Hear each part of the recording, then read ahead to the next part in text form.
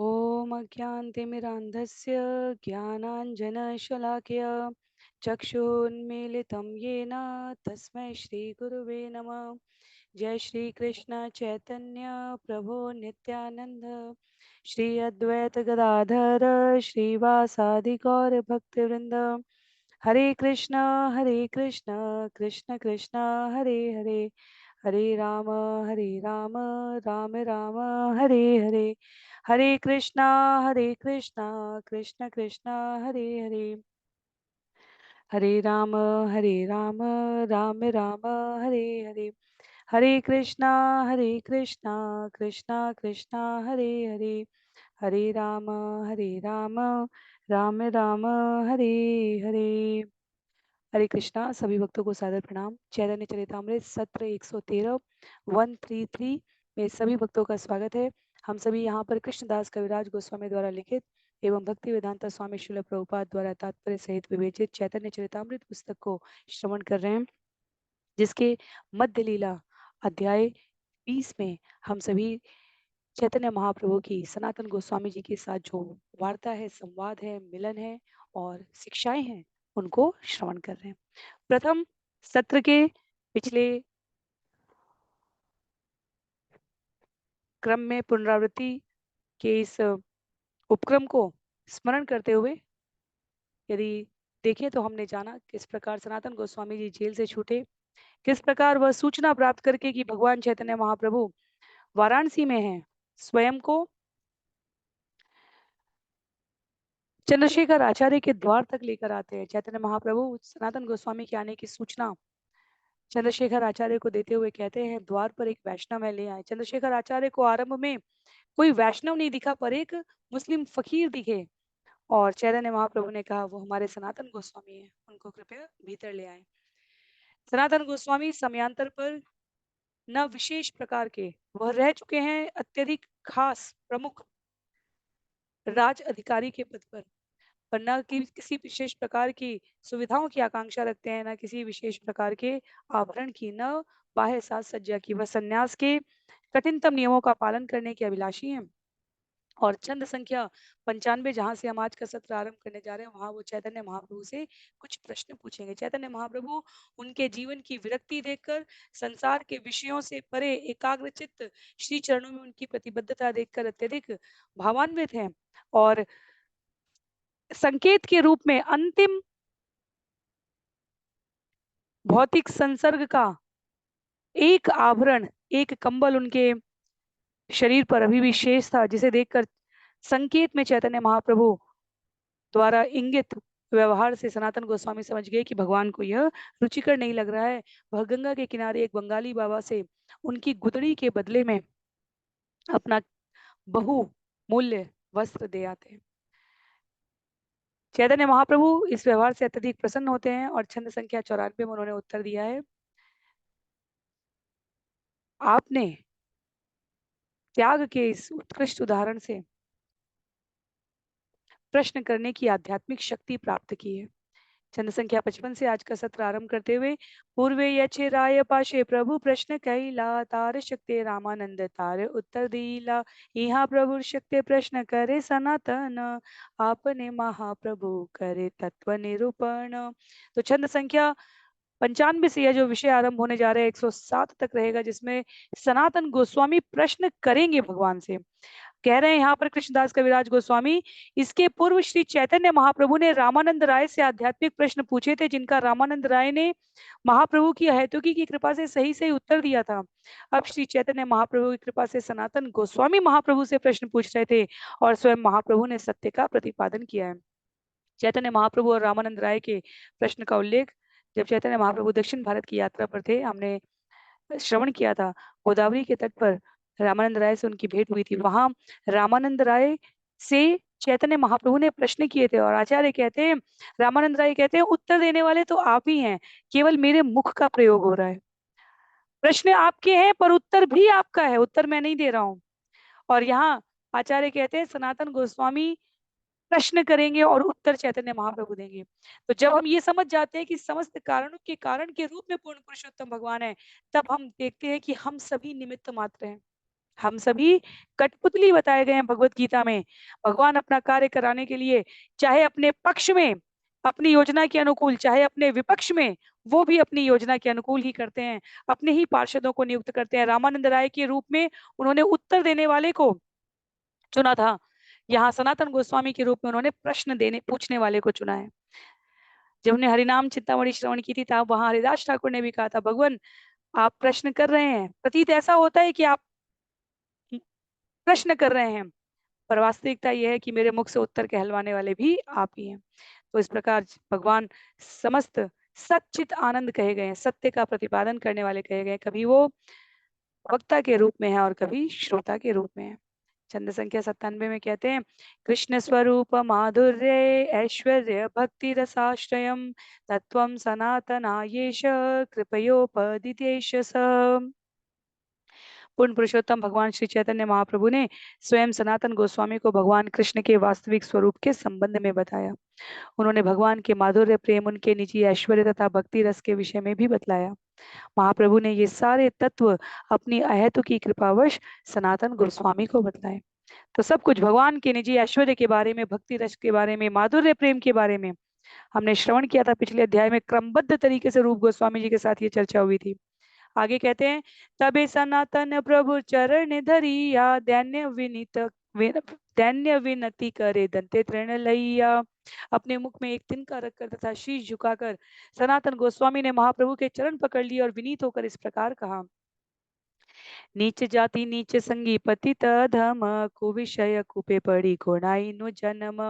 मैं निम्न परिवार में जन्मा था और मेरे संगी भी निम्न वर्ग के लोग हैं। मैं स्वयं पतित और अधम हूँ। निसंदेह मैंने अपना सारा जीवन पापमय भौतिकता के कुएं में गिरकर बिताया है। विनीत है हमारे गोस्वामी, चतुर है, सरल है, निष्कलुष है, सत्यवादी है, शरणागत है। श्रील प्रभुपाद कहते हैं तात्पर्य में सनातन गोस्वामी सारस्वत ब्राह्मण कुल के थे और अत्यंत सुसंस्कृत तथा सुशिक्षित थे।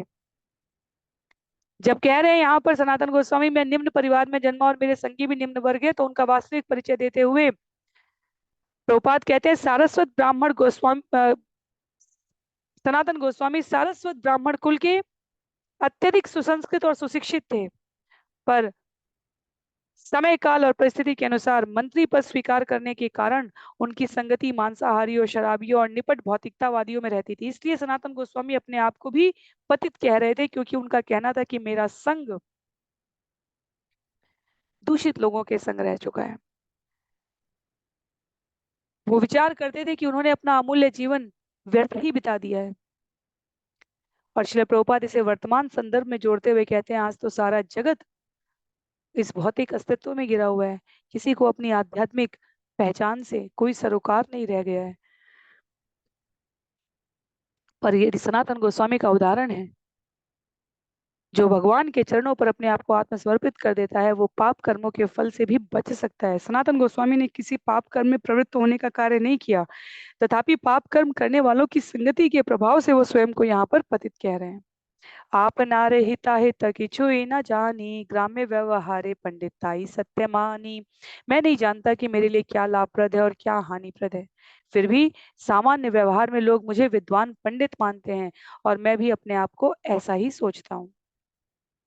कृपा करी यदि मोरे करी अचुधार आपन कृपा ते कह कर्तव्य आमार। आपने अपनी अहेतुकी कृपा द्वारा भौतिकतावादी मार्ग से मेरा उद्धार कर दिया है। अब उसी अहेतुकी की कृपा से आप मुझे मेरे कर्तव्य के विषय में बतलाए। तो सनातन गोस्वामी के प्रश्न है, उत्तर चैतन्य महाप्रभु देने वाले हैं। प्रश्न आगे क्या है, के आमी के नामाय जाने तापत्र के आमी के ने आमाय जारे तापत्रय इहा नाही जानी के मने हित है। मैं कौन हूँ, तीनों ताप मुझे निरंतर कष्ट क्यों देते हैं। यदि मैं ये नहीं जानता तो फिर मैं किस प्रकार लाभान्वित हो सकता हूँ। ये बुद्धिमत्ता परक प्रश्न है। यदि हमें वास्तव में किसी की बुद्धिमानी का परिचय प्राप्त करना हो इस जगत में, तो हमें देखना चाहिए वो व्यक्ति अपने वर्तमान में कितना मनोरंजन, कितना आनंद भोग रहा है। उससे अधिक महत्व की बात यह है कि वो अपने भविष्य के लिए कितना तैयार है। जब विद्यार्थी के रूप में हम सभी अध्ययन करते रहे हैं, तब वह भावी लाभ के लिए रहा है। जब व्यवसायी के रूप में, रोजगार परक युवा प्रशिक्षित वयस्क के रूप में हम सभी व्यवहार कर रहे हैं, तब हम कितने बुद्धिमान है ये इस पर निर्भर करता है कि हम आगे भविष्य के प्रति कितना सचेत है। जितनी आज हमारी आजीविका है, क्या उसका पूरा भाग हम अपने वर्तमान में सुख भोग के लिए व्यय कर दे रहे हैं, या इसका कुछ भाग हम भविष्य के लिए रखते हैं। तो ये हमारी बुद्धिमानी का सूचक है कि हम भविष्य के लिए कितने तैयार हैं। मनुष्य के रूप में यह एक आवश्यक अंग है हमारी इस चेतना का। पर आचार्य कहते हैं परम बुद्धिमान वो है जो केवल न इस जीवन के भविष्य की बात सोच रहा हो, अपितु इस जीवन के बाद के जीवन के बारे में सोच रहा हो। मैं कौन हूँ, हु एम आई, प्रश्न श्रील प्रभुपाद के सत्रों में रहता था युवाओं को जागृत करने के लिए। सदैव हमें स्वयं से ये प्रश्न करना चाहिए, हम कौन हैं, हम क्या कर रहे हैं, हमें क्या करना चाहिए, उससे बढ़ के हमें क्या नहीं करना चाहिए। पूछते हैं सनातन गोस्वामी, तीनों ताप मुझे निरंतर कष्ट क्यों देते हैं? ताप, आदि दैविक, देवताओं का प्रकोप, आदि भौतिक, इस आसपास के वातावरण से मानसिक संताप मिलने वाली स्थितियां परिस्थितियां, आध्यात्मिक, हमारा मन हमें क्लेश देता है कई बार। तो कभी हम प्राकृतिक उत्पातों से पीड़ित होते हैं, कभी हम शरीर से संबंधित समाज व्यवहार नियमों, यहाँ तक कि स्वयं शरीर से पीड़ित हो सकते हैं, आदि भौतिक। पर जब हमारा कोई मानसिक कष्ट है तो हम आध्यात्मिक पीड़ित कहे गए। किसी निकट संबंधी के बारे में कुछ अप्रिय या किसी परिस्थिति पर विचार करते हुए मन का म्लान हो जाना, ये आध्यात्मिक कष्ट हो गया, जो हमारे स्वयं के भीतर से जागृत हो रहा है, जो हमारे आसपास के लोगों से दिया जा रहा है, जो भगवान के द्वारा नियुक्त किए गए प्रशासनिक पदाधिकारियों द्वारा, देवताओं के द्वारा कष्ट दिया जा रहा है। पूछ रहे हैं सनातन गोस्वामी, पदम पदम यद विपदामा, इस जगत में हर पग पग पर विपदाएं हैं भगवान, ये कष्ट मुझे क्यों पीड़ित कर रहे हैं? छंद संख्या 103 में कहते हैं यहाँ पर आगे सनातन गोस्वामी, साध्य साधन तत्व पूछी ते न जानी, कृपा करी सब तत्व कहत आपनी। वास्तविकता तो यह है कि मैं नहीं जानता कि जीवन के लक्ष्य तथा उसे प्राप्त करने की विधि के विषय में किस तरह पूछूं। आप स्वयं मुझ पर कृपा करके इन तत्वों के बारे में मुझे बतलाइए। प्रभु कहे कृष्ण कृपा तो माते पूर्ण है, सब तत्व जान तो माना ही तापत्रय। श्री चैतन्य महाप्रभु ने कहा तुम पर भगवान श्री कृष्ण की पूरी कृपा है, जिसके कारण तुम्हें ये सारी बातें ज्ञात हैं। तुम्हारे लिए तीन तापों का कोई अस्तित्व नहीं है सनातन। कृष्ण शक्ति धर तुम्हें जान तत्व भाव, जाने दाने लागी पूछे साधु स्वभाव।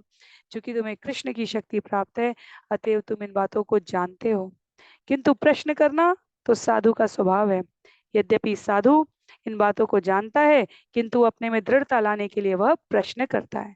तो चैतन्य महाप्रभु कहते हैं विनत स्वभाव उचित है तुम्हारा, पर मुझे स्पष्ट कर लेने दो यहाँ पर कि तुम साधु हो, तुम संत हो, तुम विद्वान हो, तुम मनीषी हो, तुमको इन प्रश्नों का उत्तर ज्ञात है सनातन, लेकिन अपनी विनयशीलता से तुम मेरे मुखारविंद से इसकी प्रामाणिकता को स्थापित करवाना चाहते हो।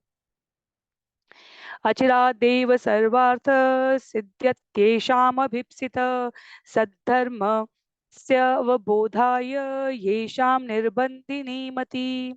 जो लोग अपनी आध्यात्मिक चेतना जगाने के लिए उत्सुक हैं, जिन लोगों के पास अविचल बुद्धि है और जो विचलित नहीं होते, वे अवश्य ही अतिशीघ्र जीवन का इच्छित लक्ष्य प्राप्त कर लेते हैं। नारदी पुराण का श्लोक है, भक्ति रसामृत सिंधु में इसको वर्णन किया गया। पर हमें यदि अपने व्यवहारिक जीवन में ज्ञान को विज्ञान में परिवर्तित करना है, तो ये हमारे पास संकेत है। क्या कहा जा रहा है? अपनी आध्यात्मिक चेतना जगाने के लिए उत्सुक होना चाहिए, बुद्धि को अविचल रखना चाहिए, तब जीवन का इच्छित लक्ष्य हमें प्राप्त होता है। ये सोचना कि अरे मेरे साथ जो ऑफिस में, जो स्कूल में, जो कार्यस्थल पर लोग हैं, वो तो 4 बजे उठकर माला नहीं कर रहे हैं, मेरे माला कर लेने से मेरे जीवन में क्या अंतर आ रहा है? हमारी बुद्धि ऐसी विचलित नहीं होनी चाहिए। आध्यात्मिक चेतना जगाने के लिए हमारे जीवन में उत्सुकता होनी चाहिए, और अपने मार्ग से जो शास्त्र के वचन, गुरु के मार्गदर्शन में भक्तों के संग पालन करने के लिए हमने चुना है, उस पर हमें अविचलित रहना चाहिए। तब हम जीवन के लक्ष्य की ओर अग्रसरित हो पाते हैं। छंद संख्या 107 में भगवान स्मरण करा रहे सनातन गोस्वामी में को, आपको ये सब विदित है आचार्य? योग्य पात्र हो तुम्ही भक्ति प्रवर्ताई ते, क्रमे सब तत्व शून्य कही ये तो माते। तुम भक्ति संप्रदाय का प्रसार करने के लिए योग्य हो, अतएव एक एक करके मुझसे सारे तत्वों के विषय में सुनो। मैं तुम्हें उनके बारे में बतलाऊंगा। तो अब छंद संख्या 108 से 119 तक भगवान जीव और माया के संबंध को बतला रहे हैं। कहते हैं, जीवेर स्वरूप है कृष्ण नित्य दास, कृष्ण तटस्थ शक्ति भेदा भेद प्रकाश, सूर्यांश किरण यक्ष अग्नि ज्वाला चय, स्वाभाविक कृष्ण तेन प्रकाश शक्ति है।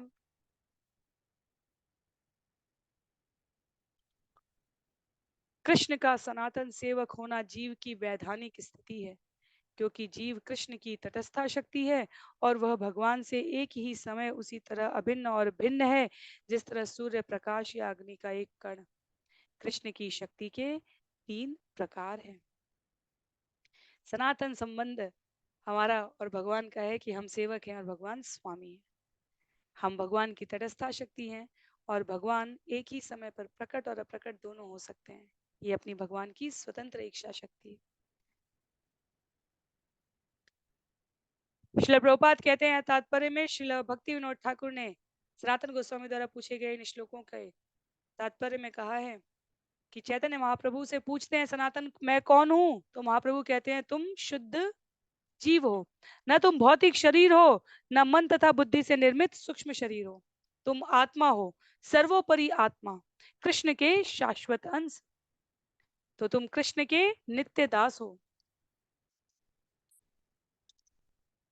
और उस क्रम में बताते हैं कि तुम इस अवस्था में इसलिए हो, तुम भगवान की तटस्थ शक्ति रहे हो।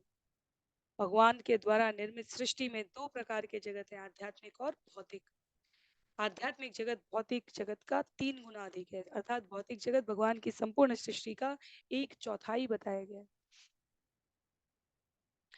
तुम भौतिक और आध्यात्मिक शक्ति के बीच में रहने वाले हो। संबंध भौतिक और आध्यात्मिक दोनों जगतों से अभी जुड़ा हुआ है तुम्हारा। तुम्हारे कार्य इसलिए तटस्था कहे जाते हैं। हम सभी जीव जो बहिरंगा शक्ति हो गई, अंतरंगा शक्ति हो गई, हम सब क्या कहे जाते हैं? भगवान की मार्जिनल पोटेंसी, तटस्था जीव कहे जाते हैं, आंशिक तत्व स्वरूप। क्यों? क्योंकि हमारा संपर्क बहिरंगा और अंतरंगा दोनों से, इसलिए हम तटस्थ हैं। कृष्ण के संग होते हुए भी कृष्ण से भिन्न है। हमारा प्रयास जो हमें स्वतंत्र इच्छा शक्ति मिली है, उस प्रयास से हम अपना संबंध जिस ओर प्रगाढ़ करना चाहें, भौतिक बहिरंगा शक्ति के संपर्क में अथवा अंतरंगा शक्ति के संपर्क में, यह हमारी स्वयं की सीमित स्वतंत्रता पर निर्भर करता है। हम निर्णय करने के लिए स्वतंत्र है, पर उसके बाद जो परिणाम प्राप्त होगा उसके लिए हम स्वतंत्र नहीं है। तो ये स्मरण करना आवश्यक है। भगवान ने कितनी सारी बातें यहाँ एक श्लोक के उत्तर में बता दी है। छंद संख्या 110 में आगे कहते हैं, एक एक देश स्थितस्याग्ने ज्योत्स्ना विस्तारिणी यथा परस्य ब्रह्मण शक्ति तथा इदम अखिलम जगत। जिस तरह एक स्थान पर रखी अग्नि का प्रकाश सर्वत्र फैलता है, उसी तरह पर ब्रह्म अर्थात पूर्ण पुरुषोत्तम भगवान की शक्तियां इस ब्रह्मांड भर में फैली हुई हैं। अग्नि का प्रकाश व्याप्त है, भगवान की शक्तियां ब्रह्मांड भर में फैली है। कहते हैं आगे, कृष्णेर स्वाभाविक तीन शक्ति परिणति चिक्षति जीव शक्ति आर माया शक्ति। कहते हैं कृष्णदास कविराज गोस्वामी यहाँ पर भगवान कृष्ण के स्वभावतः 3 शक्ति रूपांतर है। इनके नाम है आध्यात्मिक शक्ति, जीव शक्ति तथा माया शक्ति। हमने अनेकों बार इस विषय को श्रवण किया है, पुनः पुनः पुनः स्मरण करते रहना आवश्यक है। तो जो इस दोपहर 12 बजे के सत्र में नियमित रूप से जुड़े हैं, कम से कम 3 साल होने जा रहे हैं। इन सत्रों को पहले भागवतम की चर्चा के उपरांत इन सत्रों में हम यहाँ चैतन्य चरितामृत कर रहे हैं। उससे पहले हमने भगवत गीता को भी समय समय पर किया है। तो जीव शक्ति, माया शक्ति और आध्यात्मिक शक्ति ये विषय नए नहीं है, और इनसे परिचित रहना, इनको स्मरण करते रहना, अपने आप को अपनी अवस्था के संबंध में जागरूक होकर जानते रहना, ये हमारे लिए आवश्यक है। तो हम लोग श्रवण करते हुए आगे बढ़ेंगे, जहाँ आवश्यक है वहां इस विषय को विस्तार देंगे। अन्यथा ये शिक्षाएं कितने स्पष्ट शब्दों में प्रश्नोत्तरी के माध्यम से प्रस्तुत की गई हैं, उसको ध्यानपूर्वक विचार करने के लिए श्रवण करेंगे। विष्णु शक्ति परा प्रोक्ताम क्षेत्रज्ञाख्या तथा परा अविद्या कर्म संज्ञान्या तृतीया शक्ति ऋष्यते। मूल रूप से कृष्ण की शक्ति आध्यात्मिक है और जीव शक्ति भी आध्यात्मिक है, किंतु एक शक्ति और भी है जिसे माया कहते हैं, जो सकाम कर्मों से बनी हुई है, और यही भगवान की तीसरी शक्ति बताई गई है। श्रील प्रभुपाद कह रहे हैं यहाँ तात्पर्य में, विष्णु पुराण से संबंधित ये श्लोक हमें हमारी मूल जगत की प्रकृति का दर्शन करा रहा है।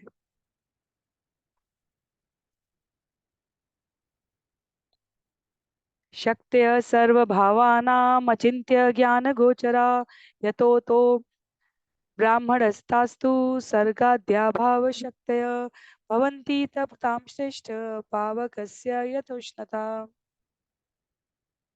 सारी सृजनात्मक शक्तियां परम अद्वैत सत्य में विद्यमान रहती हैं। सामान्य व्यक्ति के लिए यह अचिंत्य होती हैं। ये अचिंत्य शक्तियां सृजन पालन तथा संहार की विधि में कार्य करती हैं। हे श्रेष्ठ तपस्वी, जिस तरह अग्नि में दो शक्तियां उष्मा तथा प्रकाश होती है, उसी तरह ये अचिंत्य शक्तियां परम सत्य के स्वाभाविक गुण हैं। कितना व्यवहारिक उदाहरण है। अग्नि में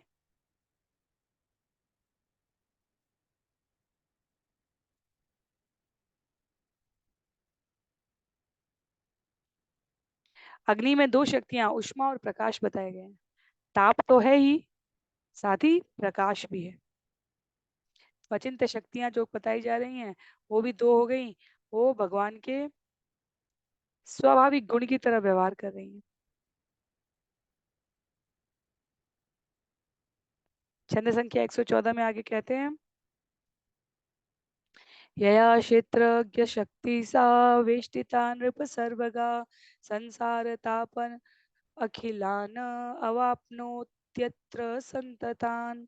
हे राजन, क्षेत्रज्ञ शक्ति तो जीव है, यद्यपि उसे भौतिक जगत अथवा आध्यात्मिक जगत में रहने की सुविधा प्राप्त है, किंतु वह भौतिक अस्तित्व के तीन तापों को भोगता है, क्योंकि उसे अविद्या शक्ति प्रभावित करती रहती है, जो उसकी वैधानिक शक्ति को आच्छादित कर देती है। तो ये भगवान भगवत गीता में भी अर्जुन को बताते हैं, अध्याय 13 में क्षेत्र क्षेत्रज्ञ की जब बात आती है तब भी ये विषय आता है। क्या कह रहे हैं यहाँ पर? चैतन्य महाप्रभु बता रहे हैं सनातन गोस्वामी को, क्षेत्रज्ञ शक्ति जीव है, यद्यपि उसे भौतिक और आध्यात्मिक जगत में रहने की सुविधा प्राप्त है, पर वह भौतिक अस्तित्व के ताप को भोग रहा है। क्यों भोग रहा है? क्योंकि उसे अविद्या शक्ति प्रभावित कर रही है। अविद्या शक्ति हमारी बहिरंगा शक्ति है, वह प्रभावित कर रही है। उससे क्या हो रहा है? वैधानिक स्थिति को भी आच्छादित कर देती है। वैधानिक स्थिति क्या है? हमारी स्वामी और सेवक की। हम सेवक हैं, भगवान स्वामी है, पर इतना गूढ़ बहिरंगा शक्ति के कार्य करने का प्रयास है कि हमारे लिए उसको बिना भगवत कृपा के समझ पाना मुश्किल है, बिना भक्तों के संग के उससे अपने आप को बचा पाना मुश्किल है। आगे बता रहे हैं छंद संख्या 115 में, इस अविद्या रूपी शक्ति से जीव अपने आप को कैसे पहचाने, कैसे दूर रहे। तया तिरोहितत्वाच्च शक्ति क्षेत्रज्ञ संज्ञिता सर्वभूतेषु भूपाल तारतम्येन वर्तते।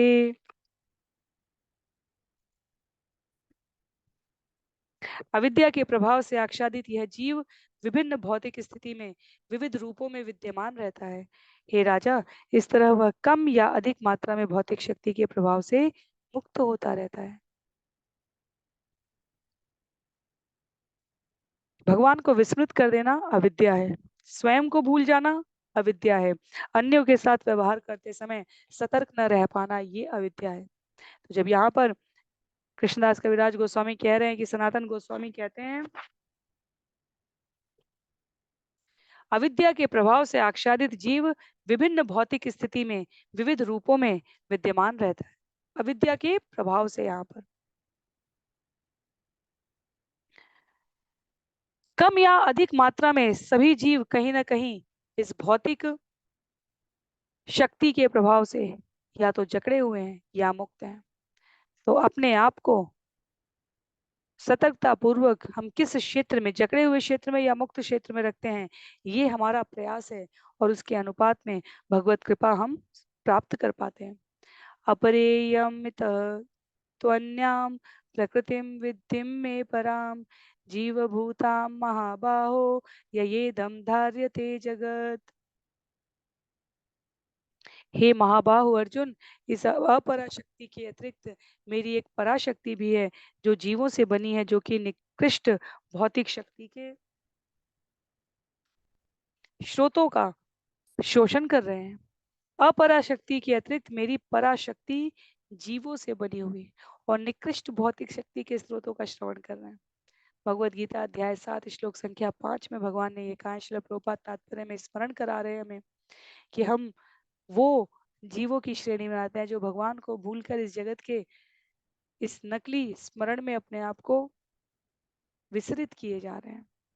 कृष्ण भूलि से ही जीव अनादि बहिर्मुख अतएव माया तारे देय संसार दुख। जीव अनंत काल से कृष्ण को भूलकर बाह्य रूप द्वारा आकृष्ट होता रहा है, अतः माया उसे इस भौतिक संसार में सभी प्रकार के दुख देती रहती है। कहते हैं यहाँ श्रील प्रभुपाद, जब जीव कृष्ण के सनातन सेवक के रूप में अपनी वैधानिक स्थिति को भुला देता है तो वह तुरंत माया के पाश में फंस जाता है। जीव तटस्था शक्ति कहलाता है क्योंकि वो स्वभाव से आध्यात्मिक है, पर विस्मृति के कारण क्योंकि वो भौतिक अवस्था में रह रहा होता है। इसलिए तटस्थ स्थिति में रहने वाले हम सभी जीवों के लिए आवश्यक है जानना कि कभी कभी हम बाह्य शक्ति से प्रभावित होते हैं और कभी कभी हम अपने अंतरंगा स्वभाव को, अंतरंगा शक्ति की सहायता से भगवान को प्राप्त करने के स्वभाव को भी स्मरण कर पाते हैं। तो जब तक हम इस प्रकार से प्रभावित होते रहेंगे और प्रकाशित होने का प्रयत्न नहीं करेंगे हरिनाम के आश्रय में, तब तक, लिखते हैं श्रील प्रभुपाद यहाँ पर, दुर्भाग्यवश अपने संबंध को कृष्ण से भूला हुआ जीव अनंत काल से जिस यात्रा पर चला आ रहा है उसी में अपने आप को आगे गतिमान कर ले जाता है।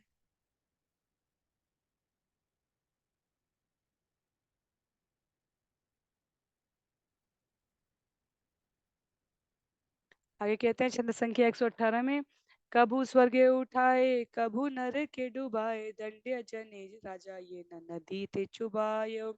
भौतिक अवस्था में जीव कभी उच्चतर ग्रह मंडलों में तथा भौतिक समृद्धि तक ऊपर उठा दिया जाता है तो कभी नरक में डुबा दिया जाता है। उसकी अवस्था ठीक उस अपराधी जैसी है जिसे राजा पानी में बारंबार डुबोए और निकाले जाने का दंड देता है। तो हमने कई बार देखा है सजा पाने की इस पद्धति में कि सिर को बार बार पानी में डुबोया जाता है और जब सांस लेना बिल्कुल असह्य हो जाए तब धीरे से निकाल दिया जाता है। कह रहे आचार्य, इस जगत में हमारी स्थिति वैसी ही है, सब कुछ कठिन है, कुछ भी ऐसा आसान नहीं है। एक शिशु को चलने के प्रयास में भी अत्यधिक कठिनाई होती है, एक वृद्ध को अन्यों को न टोक पाने में भी कठिनाई होती है, क्योंकि जीवन भर का अनुभव है उनके पास।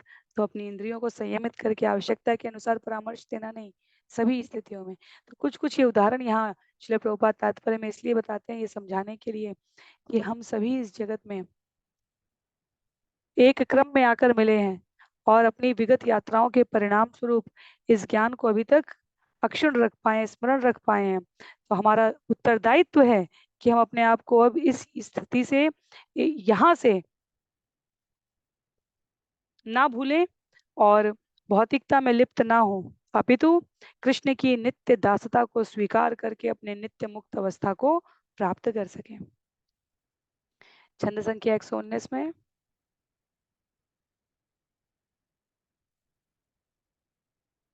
भयं द्वितीयाभिनिवेशतः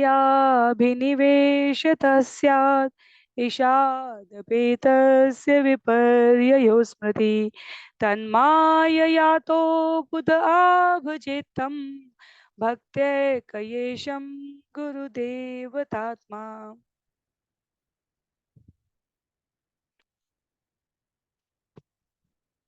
जब जीव कृष्ण से भिन्न ऐसी भौतिक शक्ति द्वारा आकृष्ट होता है तब वह भय द्वारा ग्रस्त हो जाता है। भौतिक शक्ति द्वारा पूर्ण पुरुषोत्तम भगवान से अलग होने के कारण जीवन के प्रति उनकी दृष्टि बदल जाती है। दूसरे शब्दों में वह कृष्ण का नित्य दास होने के बदले कृष्ण का प्रतियोगी बन जाता है। इसे विपर्ययो स्मृति कहते हैं। इस भूल को निरस्त करने के लिए वास्तव में विद्वान तथा उन्नत व्यक्ति पूर्ण पुरुषोत्तम भगवान की पूजा अपने गुरु, आराध्य देवता तथा जीवन के स्रोत के रूप में करता है। इस तरह वह अनन्य भक्ति की विधि से भगवान की पूजा करता है। तो आरंभ में जब हम इस विषय के बारे में सोचते हैं तो हमें ये सब कुछ अत्यधिक कठिन लग सकता है, अप्राप्य लग सकता है।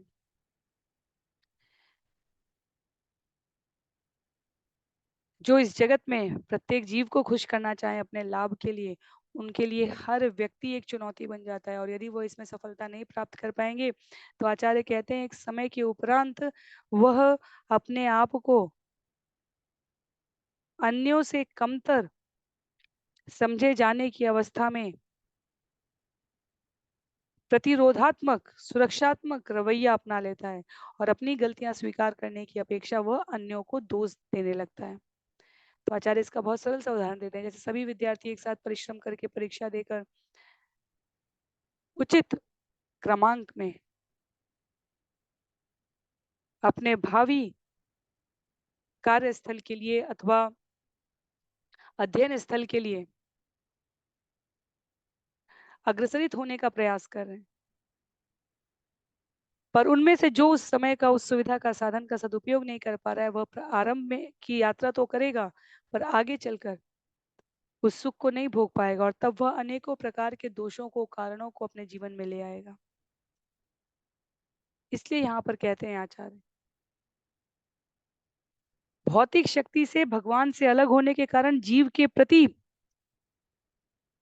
भगवान तो करुणा भाव रखते हैं, पर जीव की स्वयं जीवन के प्रति जो दृष्टि है वो बदल जाती है, और उस परिणाम स्वरूप जीव अपने वास्तविक स्वरूप का अनुभव नहीं कर पाता।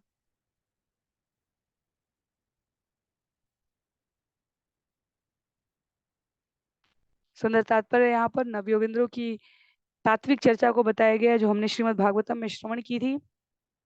जब वसुदेव भगवान के पुत्र उनसे प्रश्न, पुत्र के रूप में भगवान श्री कृष्ण और पिता के रूप में वसुदेव प्रश्न पूछ रहे हैं, तो हमारे लिए उपाय क्या है? आचार्य कहते हैं हमारे लिए उपाय एक ही है, इस विस्मरण की, विस्मृति की अवस्था से निकलने का, अपने आप को सतत पुनः भगवान के नाम और भगवान के काम में संलग्न कर देने का उपाय, और अन्य कोई मार्ग नहीं है। जब कलि संतरणोपनिषद में कहा जाता है हरे नामेव नाम एव केवलम कलौ नास्तेव नास्तेव गतिरन्यथा, हमारी और कोई गति नहीं है। इसलिए जैसे ही हमें स्मरण आ जाए, जैसे ही हमें कृपा दृष्टि प्राप्त हो जाए, तैसे हमें अपने आप को हरिनाम जप के लिए संकल्पित कर लेना चाहिए। साधु शास्त्र कृपा यदि कृष्णोन्मुख य से जीवन स्तरे माया ताहरे क्षण यदि कोई बद्ध जीव ऐसे साधु पुरुष की कृपा से कृष्ण भावना भावित हो जाता है, तो उसे शास्त्रों का उपदेश देता रहता है। जो उसे आप उपदेश देता रहे शास्त्रों का और उसे कृष्ण भावना भावित होने में सहायता करे, वह बद्ध जीव माया के पाश से मुक्त हो जाता है, क्योंकि माया उसे छोड़ देती है। तो यहाँ श्रील प्रभुपाद ने इसे ही तात्पर्य में बतलाया है। भक्ति परेशान उभवो विरक्ति अन्यत्र चैशित्र के एक काल, हम भगवान की शक्ति में अपनी भक्ति को अनुरक्त कर रहे हैं कि नहीं, इसका ये बहुत बड़ा पैमाना है कि हम भौतिक जगत से कितने अपने आप को अलिप्त कर चुके हैं। भौतिक जगत में हमें स्वयं भगवान बनने का भ्रमवश प्रचलन प्राप्त होता है। आध्यात्मिक शक्ति में हम भगवान के मूल अस्तित्व को जानकर तब व्यवहार करते हैं। आगे कह रहे हैं छंद संख्या 121 में,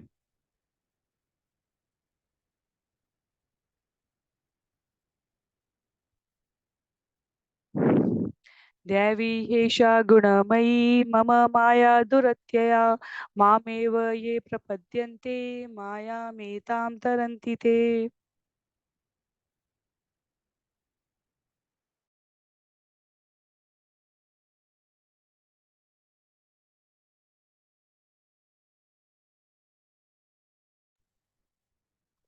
भौतिक प्रकृति के 3 गुणों से युक्त मेरी इस दैवी शक्ति का अतिक्रमण करना कठिन है, किंतु जिन्होंने मेरी शरण ले रखी है वे इसे आसानी से पार कर ले जाते हैं। भगवान कहते हैं भगवत गीता में कि मेरी कृपा से इस भौतिक जगत के 3 गुणों को पार करना आसान हो सकता है, अन्यथा ये बहुत कठिन है।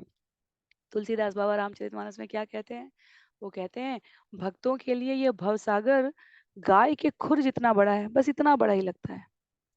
अन्यों के लिए तो अनेक प्रकार की अनगिनत समस्याएं हो जाती हैं, पर भक्त सोचता है कौन सा मैंने बनाई है ये समस्या, और हो सकता है समस्या मेरे द्वारा बनाई गई हुई लगती हो, पर कौन सा समाधान मुझसे आना है।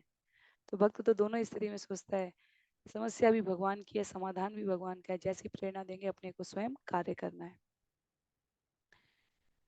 आसान नहीं है प्रकृति के इन 3 गुणों से अपने आप को विलग कर पाना।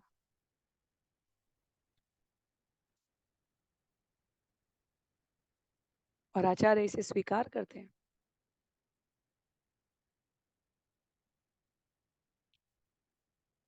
आगे उल्लेख है, माया मुग्ध जीवे नाही स्वतः कृष्ण ज्ञान, जीवे कृपाय कहला कृष्ण वेद पुराण।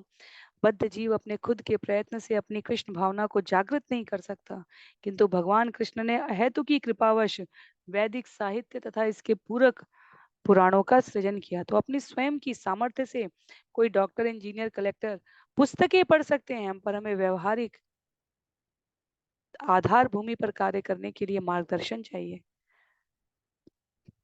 उसी प्रकार अपने स्वयं के प्रयास से हम कृष्ण भावनामृत जागृत नहीं कर सकते।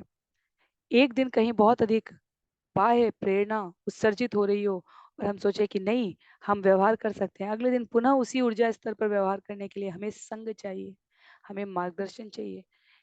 अनेक असुविधाओं के मध्य हम अपने आप को स्थिर कर सकें,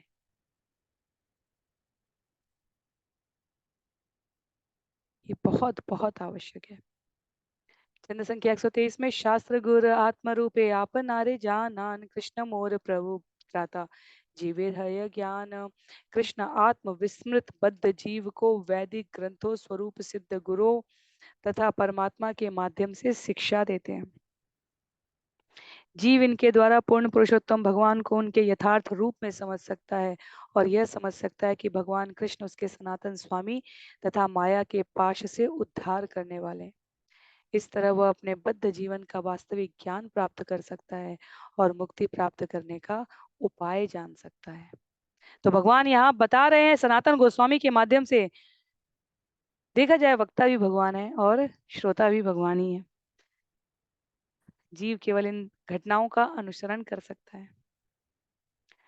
भगवान बता रहे हैं यहाँ पर, वास्तविक स्थिति भूल जाने के कारण बद्ध जीव शास्त्र गुरु और हृदय के भीतर स्थित परमात्मा को नहीं जान पा रहा है, पर उचित मार्गदर्शन से वो जान सकता है। अहेतुकी की कृपा से आरंभ किया गया ये क्रम हृदय के भीतर स्थित परमात्मा के रूप में हमारी और भगवान की शाश्वत सत्यता को स्थापित कर देता है।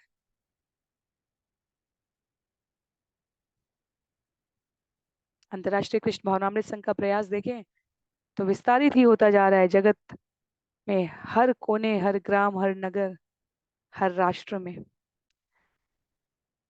एक जागरूक मनुष्य की तरह, उच्चतर बुद्धि, विवेक, अनुशीलन करने का प्रयास रखने वाले की तरह हमें इन अवसरों का लाभ उठाने का प्रयत्न करना चाहिए। छंद संख्या 124 में कहते हैं,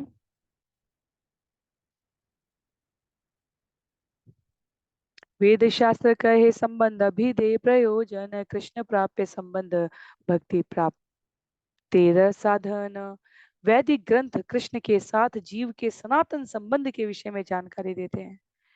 यही संबंध कहलाता है। जीव द्वारा इस संबंध की जानकारी तथा तदनुसार कर्म करना अभिधेय कहलाता है।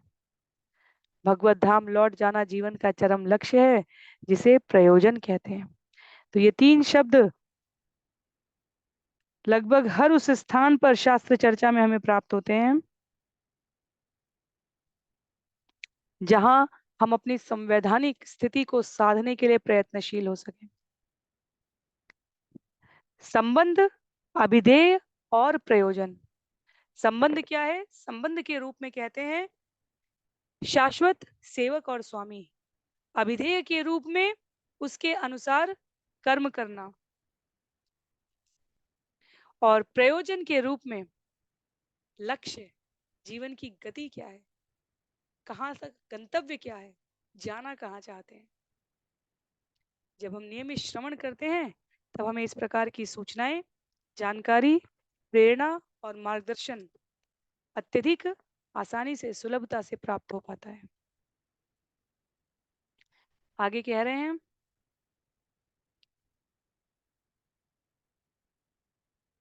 श्रील प्रभुपाद यहाँ पर तात्पर्य में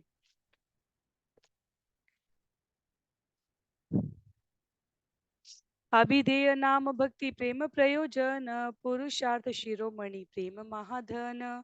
भक्ति अथवा भगवान की तुष्टि के लिए इंद्रियों से काम करना अभिधेय कहलाता है। यहाँ हमने संबंध, अभिधेय और प्रयोजन को संक्षिप्त में जाना। आगे कहते हैं, क्योंकि इससे मनुष्य का मूल भगवत प्रेम विकसित हो सकता है जो जीवन का लक्ष्य है। यही लक्ष्य जीव का सर्वोच्च हित है और सबसे बड़ा धन है। इस तरह भगवान के प्रति दिव्य प्रेम, भक्ति को प्राप्त करने के लिए हम सभी को अपने जीवन में इन विषयों को अंगीकार करना चाहिए। टूटी गुरी शिष्य परंपरा में भगवान स्वयं गुरु के रूप में कार्य करने के लिए अपने विश्वस्त सेवकों के साथ उपस्थित होते हैं। श्रील प्रभुपाद कहते हैं यहाँ पर तात्पर्य में, वेदेश्च सर्वरहमेव वेद्य। भगवत गीता अध्याय 15 श्लोक संख्या 15 में भगवान ने कहा है, परमेश्वर को जानना चाहते हैं, परमेश्वर के साथ अपने संबंध को हम पुनः जागृत करना चाहते हैं, उनकी इच्छा के अनुसार कर्म करना चाहते हैं, और कर्म के परिणाम स्वरूप हम इच्छा नहीं करेंगे परिणाम की, पर परिणाम स्वरूप हम क्या प्राप्त करें? भगवान की प्रेम भक्ति प्राप्त करें। ये संबंध अभिधेय और प्रयोजन है। यदि हम इसको विस्मृत कर चुके हैं, यदि हम इसके अनुसार जीवन यापन करने में रुचि नहीं ले रहे हैं, तो हमारा जीवन अंततः किसी गंतव्य की ओर नहीं जाएगा।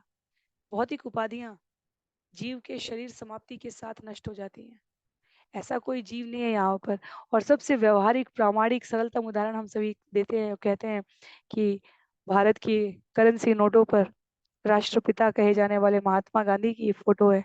और यदि कल कोई स्वयं आकर घोषित करने लगे, मैं पिछले जन्म में महात्मा गांधी था और क्योंकि इन नोटों पर मेरी फोटो है तो मैं ही हूँ, मैं इनको ओन करता हूँ, मैं महात्मा गांधी हूँ, या जो जो स्मारक बने हैं, जो स्थान उनके नाम पर है, केवल महात्मा गांधी नहीं, अभी तो किसी के भी नाम के लिए एक उदाहरण प्रयोग किया जा रहा है कि जीव अपने पूर्व जन्म के अधिकारों को अगले जन्म में भोगने का कोई ऐसा लेखा जोखा प्रस्तुत नहीं करता, और ये संसार के नियम उसको ऐसा कोई अधिकार नहीं देते। देशों, महाद्वीपों और सागरों तक की स्थिति परिवर्तित हो रही है, हर क्षण परिवर्तित हो रही है। भले सेंटीमीटर, मिलीमीटर और मीटर में अलग अलग स्तर पर हमें अंतर दिख रहा हो। तो जीवन की पूर्णता भौतिक उपलब्धियों में, जीवन की आवश्यकता उचित है, पर उपलब्धि तो अंततः आध्यात्मिक स्तर पर ही प्राप्त की जा सकती है। आचार्य तो यहाँ तक कहते हैं कि भौतिक समस्या भौतिक कारणों से सुलझती नहीं है, और हमारे पास इसका साक्ष्य है, प्रमाण है। हर वर्ष विश्व के सबसे प्रसिद्ध व्यक्तियों की सूची जारी की जाती है, राष्ट्र के स्तर पर भी और संपूर्ण विश्व के स्तर पर भी। और उनकी जो आय है, उनका जो धन का ब्यौरा है, वो कहा जाता है, कहीं कहा जाएगा 50 देशों की कुल जीडीपी का मूल्य उनकी संपत्ति है। विचार करके देखा जाए तो ना ही भुखमरी की संख्या में, ना ही बीमारियों की संख्या में, ना ही असुविधाओं की संख्या में, असंतुष्टि की संख्या में, जीवन को सरल बनाए रखने की संकल्पना में कोई अंतर आ पाया इन सारी सूचियों से, और इन सारे तथागत प्रयासों की जो परिणाम अवधि में प्राप्त जानकारियां हैं उनसे। प्रत्येक नए आविष्कार और खोज को भौतिक जगत में यह कहकर प्रचारित किया गया कि यह मानव जीवन सरल बनाने के लिए है, पर हम प्रत्येक भौतिक आविष्कार के मूल में जाकर देखें तो वो सरल बनता है या क्लिष्ट बनता है, यह व्यक्ति विशेष की बौद्धिक क्षमता के प्रयोग पर निर्भर करता है।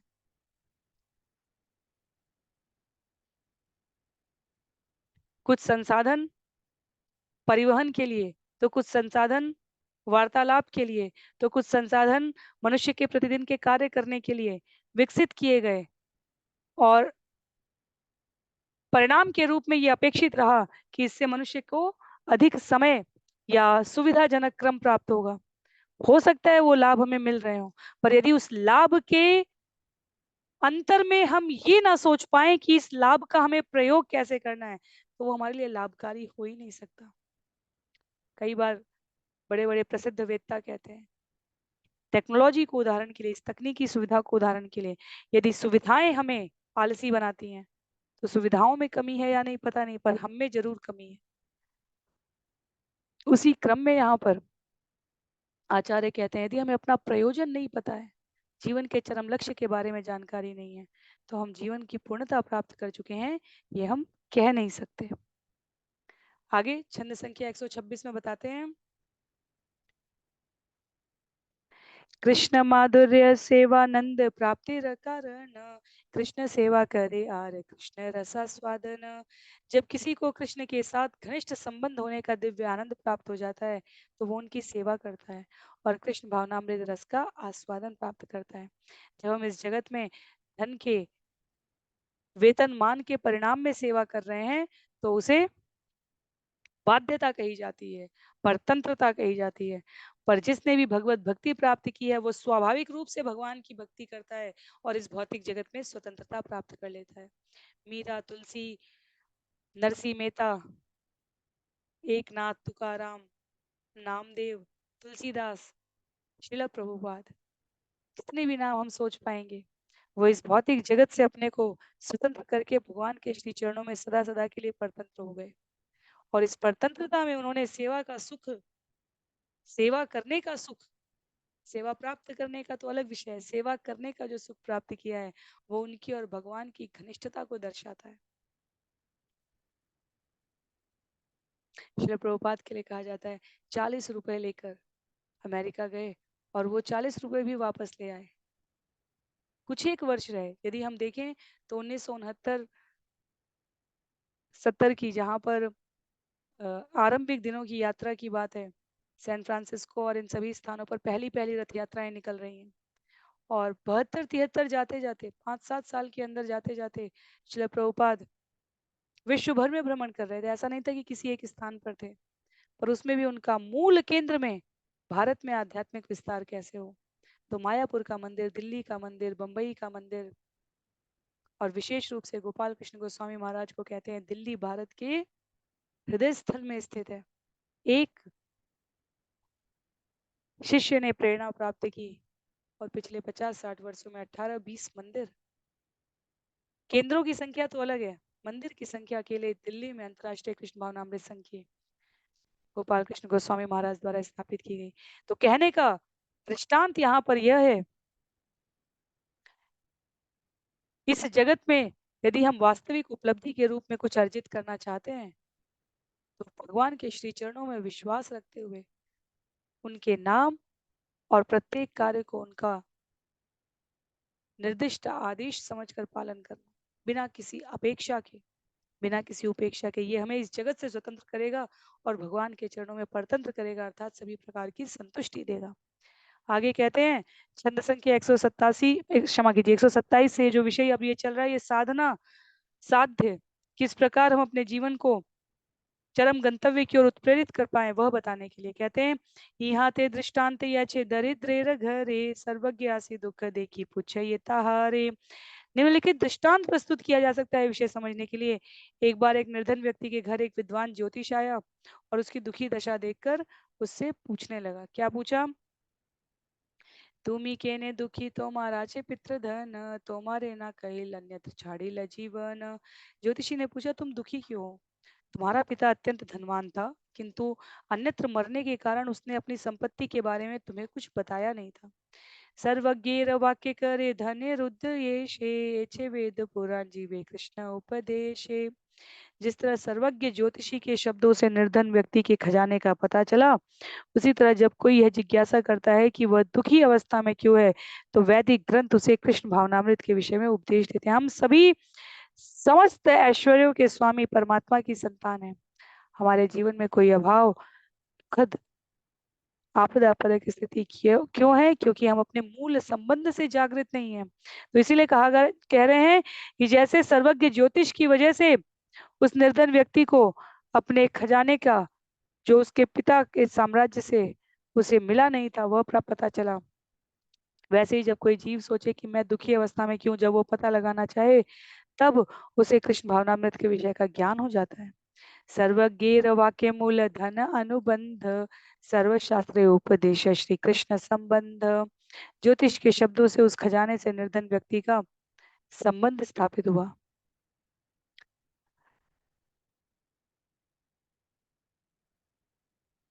उसी तरह वैदिक साहित्य हमें पूर्ण पुरुषोत्तम भगवान कृष्ण के साथ अपने वास्तविक संबंध के विषय में उपदेश देता है। यहाँ भगवत गीता अध्याय 7 श्लोक संख्या 26 का उदाहरण प्रस्तुत करते हैं। आचार्य कहते हैं, वेदाहम समतीतानि वर्तमानानि चार्जुन, भविष्याणि च भूतानि माम तु वेद न कश्चन। हे अर्जुन, पूर्ण पुरुषोत्तम भगवान के रूप में मैं वह सब जानता हूँ जो भूतकाल में घटित हो चुका है, वर्तमान में घटित हो रहा है और आगे होता रहेगा। मैं सारे जीवों को भी जानता हूँ, किंतु मुझे कोई नहीं जानता। और आगे भगवान बताते हैं अम्बरीश महाराज के प्रसंग में, कौन जान पाता है? ते ही जाने ही, जेहू दे ही जनाही, जानत तुम ही हो जाए। कहते हैं तुलसी बाबा कि जानता तो केवल वो है जिसे आप जब स्वयं जताना चाहेंगे, बताना चाहेंगे। भगवत गीता में भी भगवान कहते हैं, ददामि बुद्धि योगम तम, ऐसी बुद्धि देता हूँ, ये न मामुपयांति थे, जिससे आप मेरे बारे में जान पाते हैं। लोग भगवान के बारे में आकृष्ट हो पाए, इसके लिए भगवान समय समय पर आकर लीला करते हैं। हम प्राकट्योत्सव के रूप में मनाते हैं। भगवान को प्रकट होने की अतिरिक्त आवश्यकता नहीं है, पर भक्तों को सुख देने के लिए, उनके विश्वास को सुदृढ़ आधार प्रदान करने के लिए।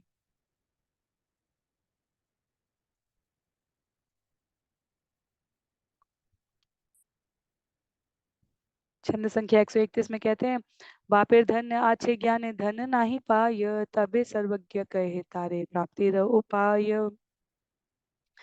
वह निर्धन व्यक्ति अपने पिता के धन के प्रति आश्वस्त होकर भी उसे केवल ऐसे ज्ञान के बल पर प्राप्त नहीं कर सकता था। इसलिए ज्योतिष को वो साधन बताना पड़ा जिससे वह उस खजाने को वास्तव में पा सके। ए स्थाने आचे धन यदि दक्षिणे खुदी बे, भीम रूल बरुनी उठबे धन न पाई बे। ज्योतिष ने कहा, खजाना इस स्थान में है, किंतु यदि तुम दक्षिण दिशा में खोदोगे तो बर तथा मधुमक्खियां निकलेंगी और तुम अपना खजाना नहीं पाओगे। पश्चिमे खोदी बेता यक्ष एक से विघ्न करी बे धने हाथ न पड़य। यदि तुम पश्चिम दिशा में खोदोगे तो वहां एक प्रेत है, एक ऐसा विघ्न उत्पन्न करेगा कि तुम उस खजाने को हाथ भी नहीं लगा सकोगे। उत्तरे खुदिला अचे कृष्ण अजगरे, धन नाही पाबे खुदते, गिली बेसबारे। यदि तुम उत्तर दिशा में खोदोगे तो वहां एक विशाल काला सर्प है, यदि तुमने खजाना खोदने का प्रयास किया तो वो तुम्हें निगल जाएगा।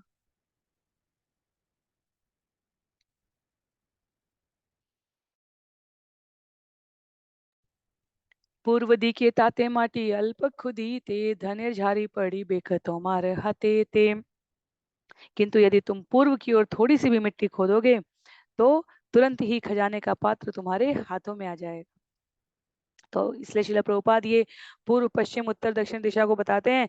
ये कर्म कांड हो गया, ज्ञान कांड हो गया, योग हो गया, भक्ति योग हो गया, ये विभिन्न दिशाएं हो गई। और ये तुलना है, जब कहा जा रहा है कि दक्षिण में खोदोगे तो बर्रे और मधुमक्खी मिलेंगे, तो ये कर्मकांड की तरह हो गया, आचार्य कहते हैं, जो उनकी शरण में जाने वालों को केवल काटते हैं। और वास्तव में कर्म कांड को यदि देखा जाए तो कर्म की गणना इतनी गूढ़ है कि कहा जाता है दान देना अच्छी बात है, पर दान देने में भी अनेकों प्रकार हैं। भगवत गीता में हम वो सुनते हैं, यदि हमारे दान के दिए हुए धन से या संसाधन से कोई जिसको हमने दान दिया है वो दुरुपयोग कर रहा है, तो उसके कर्म फल का परिणाम दान देने वाले को मिलता है। हमारे दिए गए दान से यदि कोई जुआ खेल रहा है, मांसाहार कर रहा है, व्यसन कर रहा है, मूल रूप से किसी भी प्रकार की कुसंगति में पड़ा हुआ है, तो उसके द्वारा भौतिक दृष्टि से सुख अर्जित करने के लिए जो धन व्यय किया, जिसके स्रोत हम हैं, उसके कर्मों का फल हमें प्राप्त होगा। इसलिए आचार्य कहते हैं कि कर्मकांड बर्रे और मधुमक्खी की तरह है, जो उनके शरण में जाते हैं उनको काटता ही काटता है। ज्ञान कांड को पश्चिम दिशा के उस प्रेत की तरह बताया गया। तर्क वितर्क की प्रक्रिया में हमें केवल मानसिक उत्पात मचाएगा। प्रेत वास्तव में हमारा ऐसा कुछ बिगाड़ नहीं सकता। भगवत गीता में भगवान कहते हैं, जब मुझे किसी को कष्ट देना होता है तो मैं ही कोई भी स्वरूप धारण करने वाला होता हूँ। तो प्रेत क्या करता है, ज्ञान कांड क्या करता है? मानसिक उत्पात मचाता है।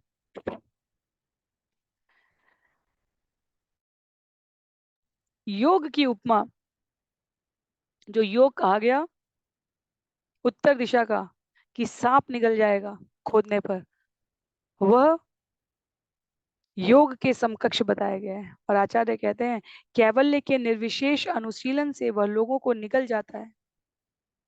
अर्थात निर्विश योग में हमने क्या कहा, परब्रह्म की समाधि में जाएंगे तो ब्रह्म ज्योति में मिल जाएंगे ज्यादा से ज्यादा।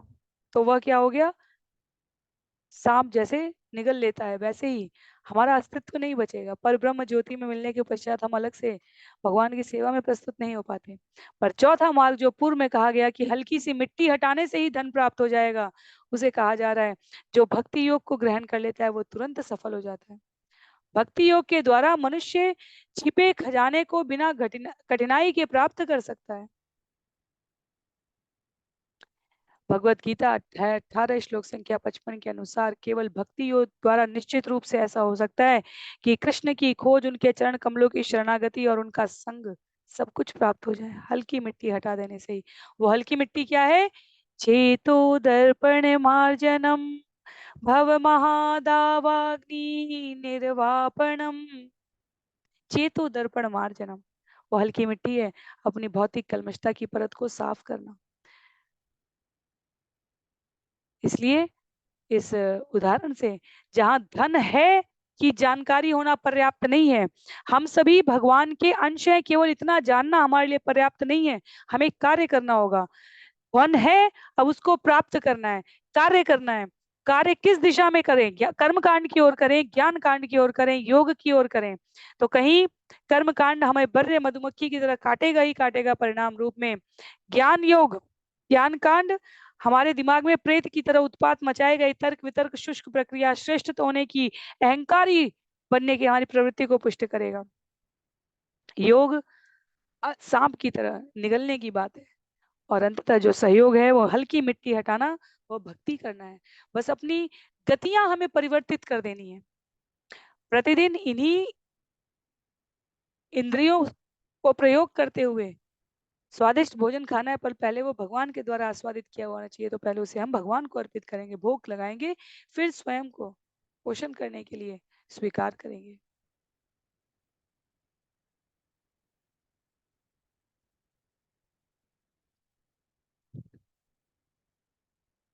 इस श्लोक के तात्पर्य में आगे कुछ सुंदर बिंदु है यहाँ पर जो श्रील प्रभुपाद कह रहे हैं। कहते हैं,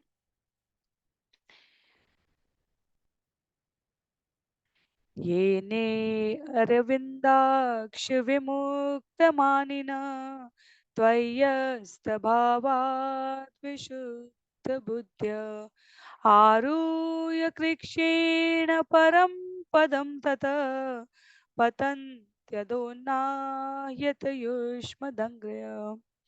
भले ही लोग सन्यासी क्यों न हो जाएं, किंतु जब तक वे कृष्ण के चरण कमलों की शरण में नहीं जाते, तब तक वे परोपकारी कार्य करने के लिए भौतिक पद पर लौटते रहेंगे और इस तरह उनका आध्यात्मिक जीवन विनष्ट हो जाता है।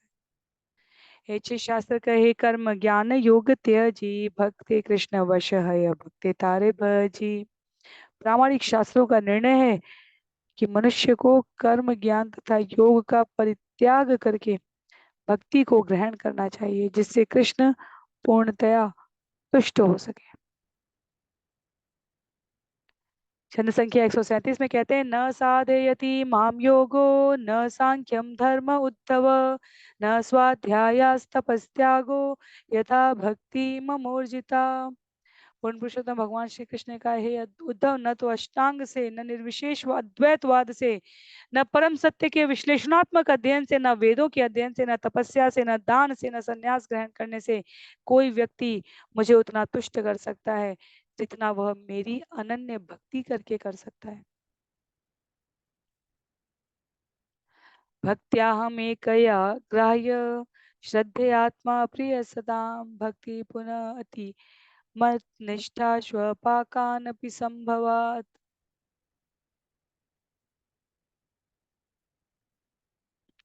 भक्तों तथा साधुओं को अत्यंत प्रिय होने के कारण मुझे अविचल श्रद्धा तथा भक्ति द्वारा प्राप्त किया जा सकता है। यह भक्ति योग जो मेरे प्रति अनुरक्ति को क्रमशः बढ़ाता है, चंडाल तक को शुद्ध करने वाला है। अर्थात भक्ति योग के माध्यम से हर व्यक्ति आध्यात्मिक पद तक ऊपर उठ सकता है। तो भगवान यहाँ आश्वस्त कर रहे हैं, जिन शब्दों को कृष्णदास कविराज गोस्वामी ने यहाँ प्रस्तुत किया, भगवान ने अन्यत्र स्थान पर उसे वर्णित भी किया है। भगवान प्रमाण रूप में शास्त्र के निर्णय की पुष्टि कर रहे हैं। भगवत गीता में भी की है भगवान ने, पर वो 5,500 वर्ष पूर्व था, इसलिए 550 वर्ष पूर्व चैतन्य महाप्रभु के रूप में आकर भगवान इसे पुष्ट कर रहे हैं, और यही श्रील प्रभुपाद इसे पिछले 50-60 वर्षों में पूरे विश्व में प्रसारित करने में सहयोग कर रहे हैं। अतएव भक्ति कृष्ण प्राप्तेर उपाय अभिधेय बलि तारे सर्वशास्त्रे गाय। निष्कर्ष यह है कि पूर्ण पुरुषोत्तम भगवान तक पहुंचने का एकमात्र उपाय भक्ति है, इसलिए इस विधि को अभिधेय कहते हैं। यह सभी प्रामाणिक शास्त्रों का निर्णय है। अभिधेय मार्ग संबंध में हमने जाना कि हम क्या है, अभिधेय में हम मार्ग चुन रहे हैं, और प्रयोजन में हम अपने उद्देश्य लक्ष्य को प्राप्त कर रहे हैं। और भगवान यहाँ कहते हैं, भक्ति मार्ग जीव को स्वीकार करना ही होगा, खाली ज्ञान से नहीं, खाली कर्म से नहीं, खाली योग से नहीं। उसके बीच में जो सेतु बंद करता है वह भक्ति योग है, जहाँ हमारे कार्य व्यवहार में परिणत होते हैं। तो आज के लिए अंतिम छंद श्रवण करेंगे, छंद संख्या 140।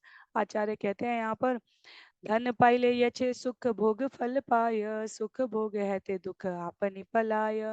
जब मनुष्य सचमुच धनी बन जाता है तब वह स्वभावतः सारे दुखों का भोग करने लगता है। जब वह सुखी मुद्रा में होता है तो सारी दुखद दशाएं स्वतः दूर हो जाती हैं। इसके लिए किसी बाह्य प्रयास की आवश्यकता नहीं पड़ती। तो एक धनी व्यक्ति धन से उपभोग किए जाने वाले सभी संसाधनों का प्रयोग कर सकता है, तो उसकी दशा स्वतः सुधर जाती है। इसके लिए कोई बाहरी प्रयास करने की आवश्यकता नहीं है, आचार्य कहते हैं। उसका अर्थ ये है कि जीवन में भक्ति विकसित होते ही हम भक्ति से जुड़े सभी लाभों को प्राप्त करने लग जाते हैं, और उसमें सबसे आवश्यक लाभ होता है हम भगवान के साथ अपने व्यवहार के साक्षी बनकर अपनी गतिविधियों को संचालित करते हैं।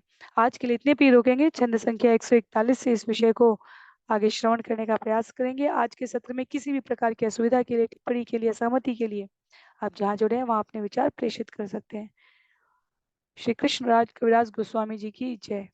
श्री चैतन्य चरितामृत की जय। श्रील प्रभुपाद की जय। श्रील गुरुदेव की जय। अनंत कोटि वैष्णव वृंद की जय। नामाचार्य श्रील हरिदास ठाकुर की जय। हरे कृष्णा।